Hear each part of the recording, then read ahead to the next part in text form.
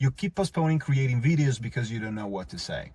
Maybe you don't know how to start the video, or maybe what you want to say you think is obvious or unoriginal, and then you second guess everything that you record.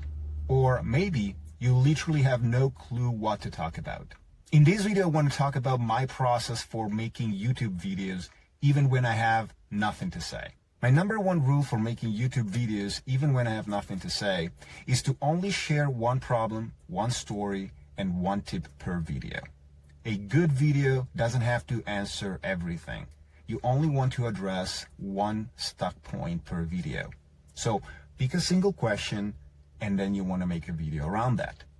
Now, I keep a running list of video ideas on Apple Notes, but you can use Trello, you can use Notion, whatever it is. You may want to keep a running list of ideas so that whenever you decide that you want to record a new video, you don't have to start thinking about where to find those ideas. Those ideas are already with you. But let's assume you run out of ideas. Maybe you're a coach, a consultant, or an entrepreneur. The easiest way to come up with video ideas is to review your email conversations with clients, your sales calls, your client calls. Usually during those calls, clients or prospects ask really interesting questions about the types of services that you offer, some of their concerns, their fears. Those are usually great topics for videos that you could publish on your YouTube channel. Once I've identified my video topic, the way I go about this is recording a voice note on Otter.ai or Descript. I usually ramble for about 10 to 15 minutes about what I want to say, the things that I want to address in the video particularly, and then I take the transcript of that voice note and I dump it into ChatGPT or Claude and ask it to summarize it and to clean it up and to format it into a bullet point list.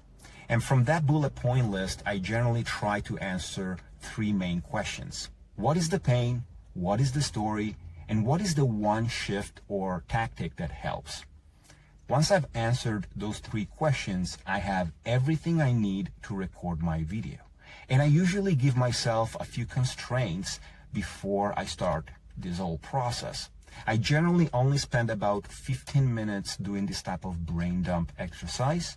Once I've done that, I take my phone, my microphone, and I turn them on and I start recording the video for about 15 minutes.